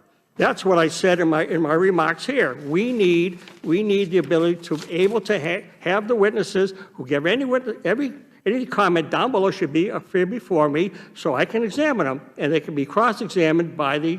I want them being cross-examined by an advocate for the taxpayer, Your Honor, with all due respect, not a judge. Well, they need an adversary system, which we don't have today. Mr. Horsford. The other hat is the claimant's hat. The other hat is is the Social Security hat. Where's the expert witness hat? You just said you were an expert witness. We have an adversary system, and I have the right. It's not an adversary system. There's no advocate for the taxpayer that's in the courtroom. We have a non-adversary system, sir. It's a non-adversary system, and I have to wear three hats. It can't be too adversarial, or you would not reverse the hearing officer 90% of the time. And some of your colleagues, 99% of the time, they reverse a hearing officer. And we mistakenly, Judge, thought it was because you were eyeballing the witnesses so you could assess credibility. But we learned from your colleague, Mr. Taylor, that that's not even true. Sir, you don't even have a hearing. You just do it on the paper. Sir, it's not eyeballing the witness. I take testimony. I have had here, this sheet has... And who does the cross-examination? It has 186 ailments on it. Who does... Well, that's your document. Mr. Cummings, Mr. Cummings just exposed it. That's your document. The attorney also provides one for me. The attorney for whom? For the claimant. That's my point. There is no attorney for the taxpayer. Thank you, Mr. Chairman. Judge Krafscher, I'm going to read you a quote, and you tell me whether or not you know who said this, okay? 100% of the women at call centers have been abused. It's an atmosphere of abuse. Anytime we see a call center person, female, all have been abused. Do you know who said that, Judge? I did. It was taken out of context. Well, sir, your microphone, can you repeat that, sir? Yes. He said it was taken out of context. Well, let's put that in context. Judge, did somebody testify to that at a lower level? Was that in the record? No, sir, that was my experience. Did you rely on a learned treatise? You made a point of saying in your opening statement how much respect you pay to the Federal rules and the Constitution. Was that a learned treatise you relied upon, Judge? No, that was my experience over 2 So you made yourself a witness even though the Federal rules are very clear that judges are not witnesses. Is that what your testimony is, Judge? That was my opinion, not either. 100% of female employees at call centers have been abused. I didn't say that. The Constitution and the Federal Rules of Evidence. Are you aware that judges can't be witnesses? Are you familiar with that, Judge? I don't consider myself a witness. You just testified to your own personal experience. If that's not a witness, what is it? That's a personal opinion. Judges can't express personal opinions either. That's why we have something called experts. So Did an expert testify to that, Judge? That's called a First Amendment right. You're considered, so you have a First Amendment right to say whatever the hell you want in a hearing. Is that what you're saying? No, sir. And you can rely upon that when you're spending taxpayer money? No, sir. But that's an isolated case. Well, it can't be an isolated case. I just cited two. Yeah. And my colleagues cited others. Yeah. You're taking isolated cases. I've had... let's go a little broader than that, Judge. What is your reversal rate of the hearing officer? Is it in excess of 90%? Yes, it's based upon testimony given to me. All right, and it has to be adjudicated twice before it gets to you, right? That's correct. And only if it's denied does it get to you. So 90% of the time, the people under you are wrong. No, I want to be able to cross. Well, it has to be, or you wouldn't be reversing them. They've denied benefits, Judge, and you've reversed their denial. That means that you're hiring some really dumb people to be hearing officers because they're wrong 90% of the time. No, sir. I want to be able to cross-examine the people from Social Security. I'm glad you mentioned cross-examination. Right. I can't tell you how glad I am. Yeah. Because in every other court proceeding, there is someone cross-examining the witnesses, but it's not a judge. It's an attorney, and that's true in misdemeanor crimes, that's true in felony crimes, that's true in civil cases.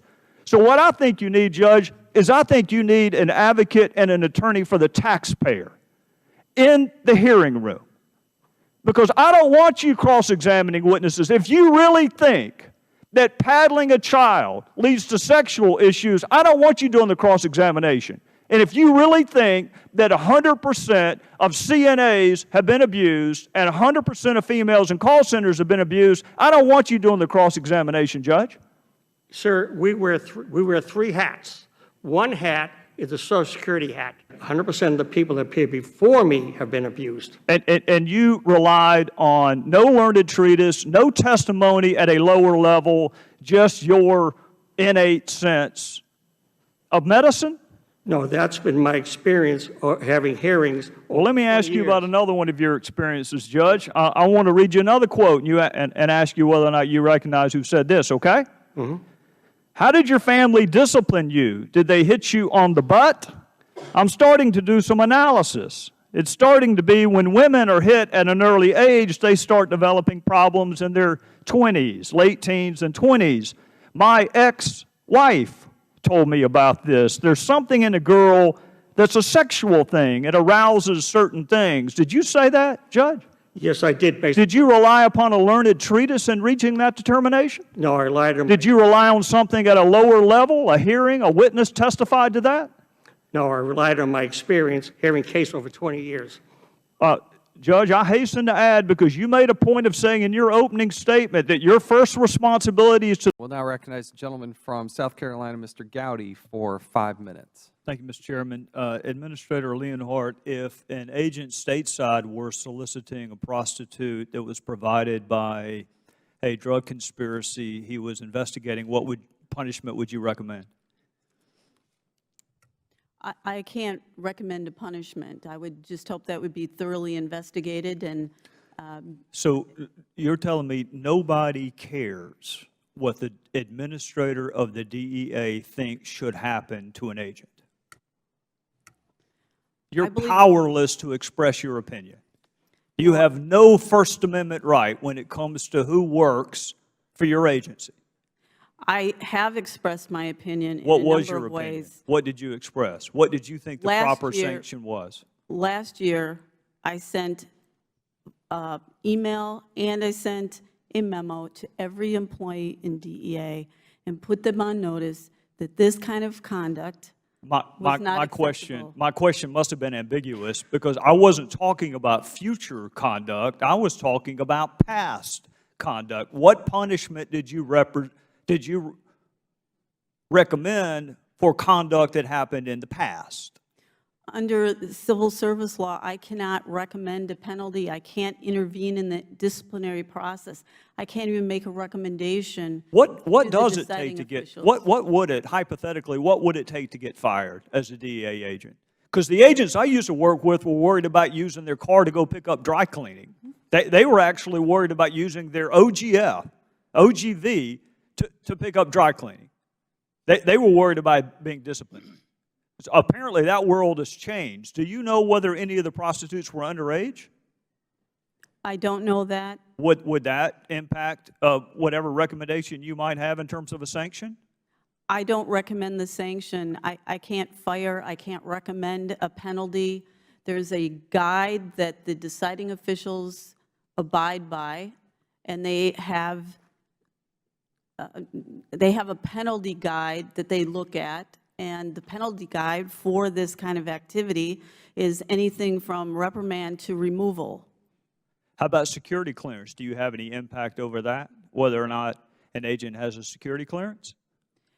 No, there's adjudicative guidelines, and that has to be adjudicated by the security people. What power do you have? You have to work with agents over whom you can't discipline and have no control, and you have no control over the security clearance. What the hell do you get to do? What I can do is build on and improve mechanisms to make sure that the outcome is what we believe the outcome should be. And that is what happened in Cartagena. That is what's going to happen moving forward. Inspector General Horowitz, I find that stunning. Let me ask you this. Did the agents know that the cartels were providing the prostitutes? What we found, Congressman, from looking in the file was that they should have known, given their trained law enforcement agents, and they were dealing with corrupt law enforcement, local law enforcement, that was providing them with the prostitutes as well as the various gifts. Were they supposed to be investigating these cartels? They were. So they are receiving prostitutes from cartels that they are supposed to be investigating. And she can't fire those agents. You agree with her? She can't fire them? I think as a matter of Title V, she can't directly intervene and fire them. I do think one of the concerns we outline in the report as to DEA and the other 3 agencies is how they adjudicate these cases. They undercharge them in some instances. And so at DEA, for example, sexual harassment, if you're charged with that, there's only one punishment: removal. But if you're charged with conduct unbecoming or poor judgment, which isn't even actually a category, then you've got a range of penalties. And so one of the issues, as you know as a former prosecutor, is how you charge the case. and that has a consequence. Well, Mr. Chairman, I don't know what would need to be done, but I, like my friend from South Carolina, find it stunning that you can solicit prostitutes. Administrator Leonhardt, do we know whether any of the prostitutes were underage? Do we know whether any of them were part of any human trafficking rings? Because the Bogota case happened a decade ago, there were no interviews of prostitutes. On the more recent one, the Cartagena one, it did not identify an age for the prostitute involved. Mr. Chairman, I would just find it impossible to explain to any reasonable-minded person how an agent cannot be disciplined for soliciting prostitutes from drug cartels that they were ostensibly investigating. I find that stunning. If the gentleman will yield, if somebody murdered somebody, could you fire him? If someone murdered someone, there would be criminal charges, and that's how they'd be fired. But if they were, could you take away their security clearance? The Office's security programs can review security clearances and take their clearances, just as they did with the 3 agents in the Cartagena incident. Gentleman from South Carolina. Gentleman, yield for just a second. I'm sorry, I heard you say that there's one thing you could actually fire somebody for, which is sexual harassment. So let me see if I get this correct, Mr. Horowitz, Mrs. Leonhardt. If I flirt with a coworker in the office and that constitutes sexual harassment, I can be fired, but I can take an underage hooker from a cartel I'm investigating and you can't fire me. Is that what we're talking about here? Actually, Congressman, if you charge the offense, removal is a possibility. If you charge something less, conduct unbecoming or poor judgment, you don't charge what actually occurred, that's when the ability to discipline is limited. And that's the concern we found, as you know, in our report. Thank you. Thank the gentleman, both from South. And Chair will now recognize himself for 5 minutes. Mr. Ragsdale, I'm not going to spend my 5 minutes debating statutory construction with you. There's a statute that says shall be detained. That just does not strike me as being an ambiguous statute. To my friend from California's point, there is another statute which is much more narrowly drawn. In fact, it's so narrowly drawn that it says to meet a medical emergency or necessary for a legitimate law enforcement objective. I think you'll agree that's much more narrowly drawn than shall be detained. So, since I know you agree with that, what percentage of those that are apprehended at the border are detained versus paroled? Last year we had about 220,000 bookings from CBP. What percentage would be detained versus paroled? Of the 220,000 bookings, it looks like about 25,000 were paroled. It's about 10%. And so of that 25,000, you mean all of them can meet that very precise exception, medical emergency or necessary for a legitimate law enforcement objective? Well, so again, if you're talking about parole, in other words, 212D5 parole, and I certainly don't want to debate statutory construction with the chair, but urgent humanitarian needs and a significant public benefit is a balance. The needs of the individual and versus the needs in terms of us balancing our resource requirements. If we look at 460,000... Does the shall be detained statute contain that same balancing? Well, so there has been a fair amount of litigation about what shall means. We see it in the Ninth Circuit, we see it in the Central District of California. Believe me, listen, no disrespect to my friends from California, but you're going to have to cite me something other than the Ninth Circuit. I don't doubt that the Ninth Circuit can't define shall. I do not doubt that for a second. The rest of the country does know what shall means. So, because I'm not going to debate statutory construction with you, I want to ask you this. Of those who are paroled, I prefer the phrase bond, but paroled, is there a bond? Is it a surety bond? Is it a PR bond? What ensures that they will come back? So immigration bonds are posted in a variety of ways. They're normally cash bonds.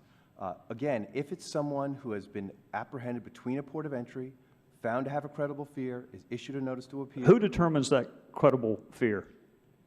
Citizenship and Immigration Services. I have seen juries struggle for weeks and months to determine credibility. How long does it take them to ascertain whether or not someone is credible? I would have to defer to my colleague at CIS. Well, while you are deferring, I want to ask you about a memo that was produced to the committee surreptitiously. This was a form that was being completed by an agent, and a supervisor wrote this at the bottom of the form. We're not investigating potential fraud, we're adjudicating asylum claims. Do you agree with me that that is an oxymoronic statement? I'm not familiar with that document. Well, no, but you're familiar with the sentence because I just read it to you. We're not investigating potential fraud, we're adjudicating asylum claims. Would the I chairman think yield for inherent a in the question? adjudication is detecting fraud. Pardon me? I would say inherent in the adjudication is So would fraud. I. So would I. So why would a supervisor write? Parliamentary inquiry, Mr. Chairman. What document are you referring to, and does all A do all the document that's members of been the- produced to me and another member of the committee in confidence. Would it be possible to share that document with other members of the committee? I'll be happy to ask the source of the document whether or not he has any objections to that. I do not. I'm not going to endanger the confidentiality of this whistleblower, and I know that my friend from California would not ask me to do so. But I do find it striking that a supervisor is saying that we're not in the business of investigating fraud. We're here to adjudicate asylum claims. Mr. Chairman. That just strikes me as being an oxymoronic statement. Mr. Chairman, you are a attorney, proud attorney, I'm sure, notwithstanding the comments that were made earlier by Mr. Shavitz. But I know that you understand that rank hearsay, just hearsay on top of hearsay, copies of stuff, it's just not good, reliable evidence to Well, put reclaiming my time, Mr. Johnson, I'm happy to run through whatever exception to the hearsay analysis you want me to go through. But you and I both know that there are, last time I counted, 24 different exceptions to the hearsay rule. And so this I'll be particular happy to document debate that with fits you none some of other them. time. You are welcome to ask for a second round of questions, but I'm not going to spend my time debating hearsay exceptions with the gentleman from Georgia. What I am going to ask Mr. Ragsdale is this. What is the punishment for falsely asserting that you have a credible fear? What is the sanction? What is the disincentive for asserting it when it's not true? An immigration judge can make a frivolous asylum finding when they get to the ultimate asylum adjudication. And the sanction is what? That you're not going to benefit from your false assertion? Is there anything else or that any other happens? immigration benefit for that matter.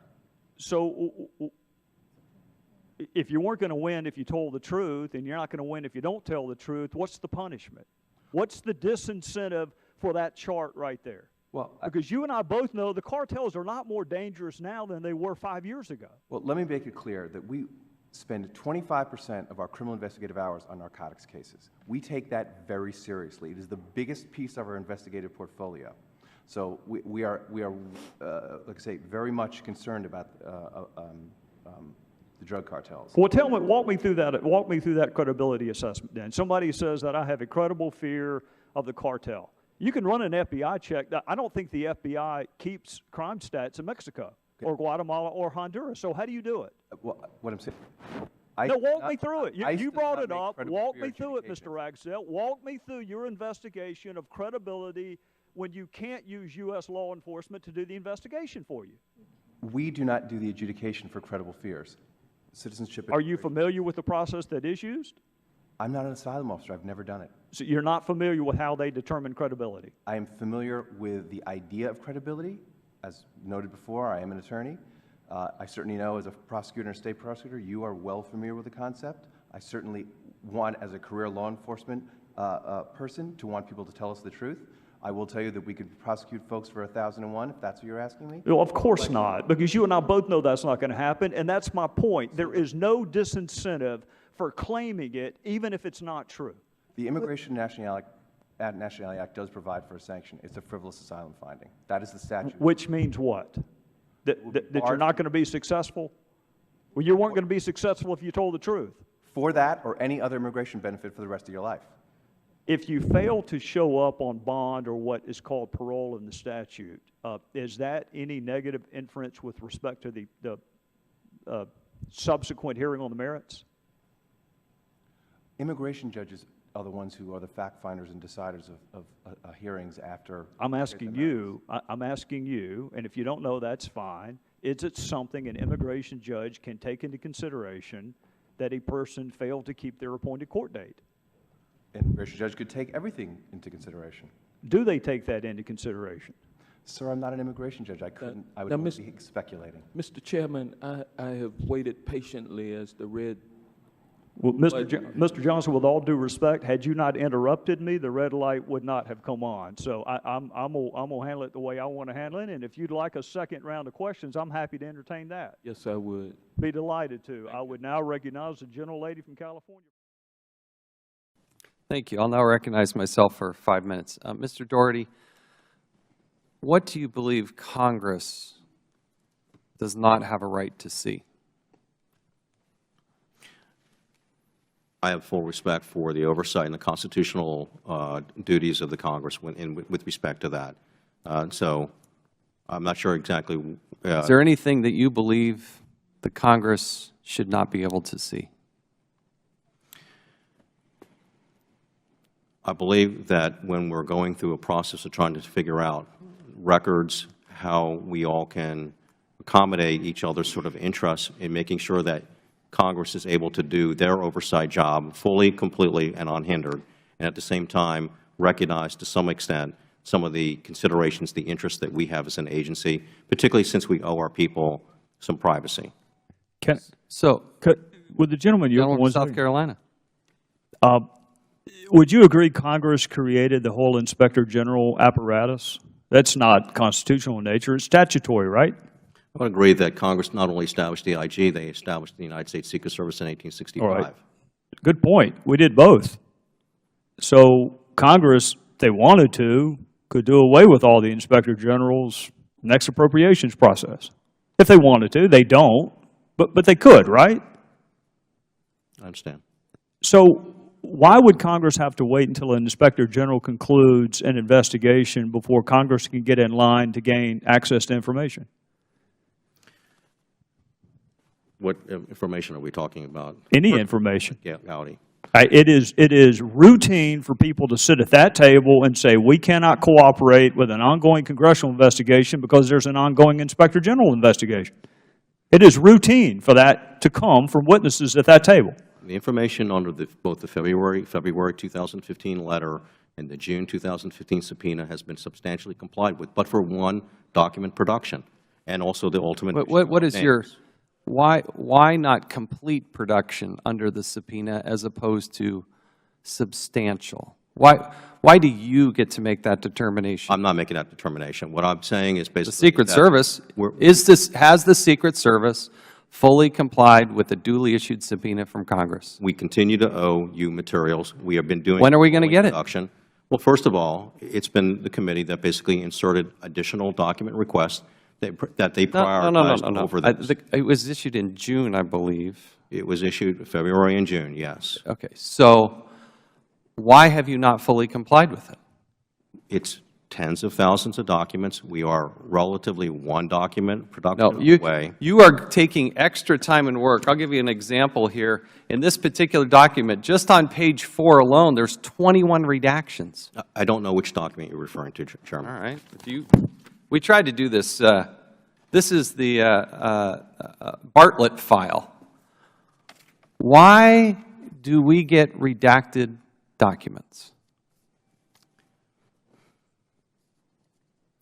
I have not seen that document, so I can't refer to that document. Go ahead. Specifically. I'll show you a copy of it. What I'm saying, Chairman, is why should I get any redacted documents? To my original question, what is it that Congress should not be able to see? So even on Wednesday and Thursday of last week, I was sitting down with committee staff to try and resolve this issue. You don't want to go there. Mr. Dougherty, you do not want to go there. I want the documents. We have a duly issued subpoena, and I expect you to fulfill it without redactions. If you think there's a justification for redaction, tell me now. So the anonymous document, the anonymized document that we gave you, which lays out sort of all the various sort of categories of information about these particular files, and we gave that to you yesterday. We thought that that would help you be able to sort of parse out and target what particular files you particularly want to discuss in more fully in an informed way. You are making decisions that you should not make. When I issue a subpoena, you should fully comply with it. It's not optional. You don't get to parse it out and hide things. When you have 79% of the Secret Service saying that your senior-most leadership is not honest and trustworthy, we have a problem. Then we're going to go peek under the hood. When you have more than 10% of your level 15, GS 15 and above, who have problematic backgrounds in that they've had to go through investigations of themselves since they've been agents, you have a problem. When you hand us a document with nearly 30 people and only one of them says it's unsubstantiated, we have a problem. When you have Cartagena happen, and there are 8 incidents since Cartagena, and then they continue to get promoted, at least I think it's 5 of them continue to get promoted, we have a problem. We get to do an investigation. So to my original question, what is it you think Congress has no right to see? Chairman, we're trying to basically sort of lean forward. And I'm looking at the my simple question is, are you or are you not going to comply with the subpoena? And that is why we were having a discussion with staff. I don't want to have a discussion anymore. We've been talking about it for nearly a year. I want the documents. Are you or are you not going to provide them? And there was discussion on the table in which to accommodate that. But the list that we gave you. You really want to have you want to talk about the discussion that you proposed? Would the Chairman yield for a moment? Yes. Just humor me and give me an idea of what those discussions would be about. What privilege are you asserting that would prevent you from making information available to the entity that created your department, your agency? So I'm not standing here in a position as an attorney here because I've not served in that role at the Secret Service in a very Well, that's long time. okay. Since 2003. You don't have to be an attorney to know why you're not turning stuff over. I'm not asserting a privilege, Mr. Gowdy. Well, if it's not a What I'm effectively privilege, doing is having a practical discussion about the information that furthers and advances the committee's oversight. all right, And effectively bringing us but I to want positive. I want you to hear those words from our standpoint. Let me tell you what I hear when I hear you say that. We're going to decide what we think you need.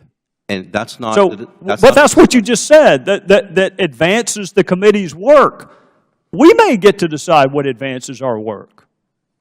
Would you give redacted documents if it were a grand jury subpoena or a court subpoena? If that branch of government sought documents, would you go through and redact them before you gave them to a judge? I think that's a good example, but I'll take a different example. That is in terms of normal discovery. Oftentimes, courts will say we're just generally decide. Please tell me you are not treating Congress like a criminal defense attorney. I am begging you to please tell me that's not what you're doing. Mr. Gowdy, what I'm saying is basically the discussions that we had as late as last week, I thought we're going towards a creative resolution to this particular issue, what ultimately was going to give the committee the place where they wanted to be on this. Well, but what I hear the chairman saying, what I hear the chairman saying is the place he wants to be is exactly what he asked for. Hence, there really is no more need for negotiation unless you have a legal privilege or some constitutional precept you are standing on to not allow the branch that created your agency to see documents. Then what is the discussion about? The discussion is about ultimately what is fair to individuals as well. Look, if you have a child come home and basically they do a fender bender, you basically sort of put them on timeout or whatever, and then you ultimately give them the keys back. This is exactly the same situation. We have individuals who have engaged in misconduct, but it doesn't mean necessarily that's the end of their career. They basically continue to go forward, just like we treat our children. Well, that's basically what we're talking about. Don't you think the father of 3 would be able to appreciate that analogy? Then why can't you give us the documents and then make the analogy? Let me recognize the ranking member, Mr. Yeah, I just want to make sure we don't keep. It seems like we're going in a little circle here. I want to get us off from the circle. Who makes the decisions with regard to the redactions? We're all concerned about Congress being able to do its job. and to do its job. We need information. But who makes, when you said you're not a lawyer, I know a lot of people have a lot of against lawyers, but we have been provided with special skills and information that a lot of people don't have. So you're not a lawyer, is that right? I'm a lawyer. You are? I am, yes. Okay. And so tell me, who makes these decisions with regard to the redactions? It's a combination of decision with... Do you make them? I do not. And that's not the role that I've played in, sir. I actually came here to talk about PMP and the Hoger Committee report and not this, because this is an area that I've not been involved in up till now. I don't play an official role in this. Played an official role in building up the new integrity system and the new table of penalties, but not the old disciplinary system that we had before. So who can we talk to get you don't sound like you're the right person to be asking these questions. Who should we talk to get the answers to the question? This is a joint decision. This is legal counsel for the Secret Service and legal counsel for DHS? Legal plays a very large role in the decision-making, yes, sir.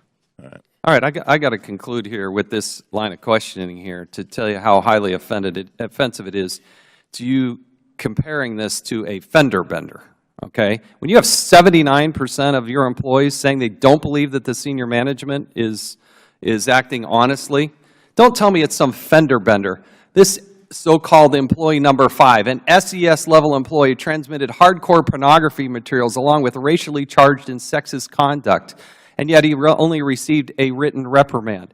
You have another. Here's an email I'm gonna read to you as best I can, and sorry for the nature of this. This is subject, a very talented woman. And remember, this is on government computers between employees. Now this uses the B word, has some talent. Careful where you open this, definitely adult material. And then it goes on. But you've redacted all of this. I can't tell if you're actually taking the appropriate disciplinary process. And don't tell me this is some innocent fender bender where we didn't take away the keys the right way.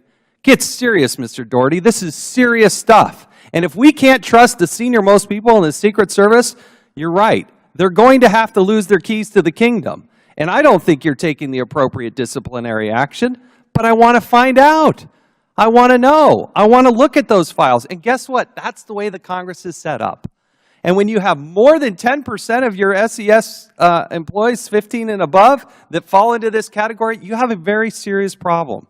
I could go on and on about the serious nature, and when you send me a spreadsheet with 30, and none of them only one of them says it's unsubstantiated, we have the right and the duty and the obligation to look at it. That's what oversight is all about. This committee was formed in 1814. Abraham Lincoln served on this committee, for goodness sake. So unless you have some legal authority, you are putting us in a position that nobody wants to be in. We don't want to have to hold you in contempt. You should cooperate. And of all the things out there, Homeland Security, Secret Service should know, you wouldn't put up with this if you were investigating somebody else and you had a subpoena and you served it on them and they said, give me a moment, I got to cross out a few things because I just want to make it fair. I just want to cross these things out so that, I want to make sure that you get what you need. Are you kidding me?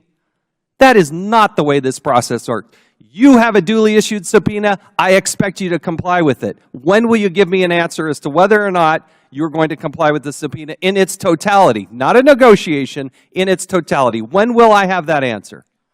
Chairman Chaffetz, I'm not in a position to tell you that. You knew this question was coming. We told you in advance it's coming. When is it reasonable for me to have an answer to this question? I think we are working very hard on that at the latter part of last week, and hopefully we can get to a place. Give me a date. I cannot give you a date, Chairman Chaffetz. I'm not the decision maker here. But I think who's the going back to what Mr. Cummings says, give me specific names. Who advised you on this question? Who? Well, it's ultimately... No, I want to know specifically who did you have a discussion about this with? You're under oath. Give me the answer.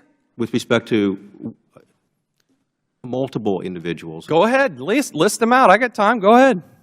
Director Clancy, a number of other individuals. No, name the individuals. You're a smart man. You know these people's names. Name them. The gentleman directly behind me, Mr. Paramore. Our counsel, Donna Cahill. Those are the individuals. Those three, nobody else. That's what I recall. Any other, I'm giving you one more chance. Anybody else advise you on how to? Do not recall, Chairman. Okay. This has been a multi-pronged discussion, and I've had multi-pronged discussions with your staff on this issue to try and sort of find a way forward. Yeah. It's not acceptable. We shouldn't have to wait this long. We're trying to do our jobs, and we're trying to help you to do your jobs. But it requires cooperation. And when I have to get to the point where I have to issue a subpoena, I expect compliance, 100% compliance. Understood? Understood. We'll now recognize, we'll now recognize the gentleman from Wisconsin, Mr. Grothman, for 5 minutes.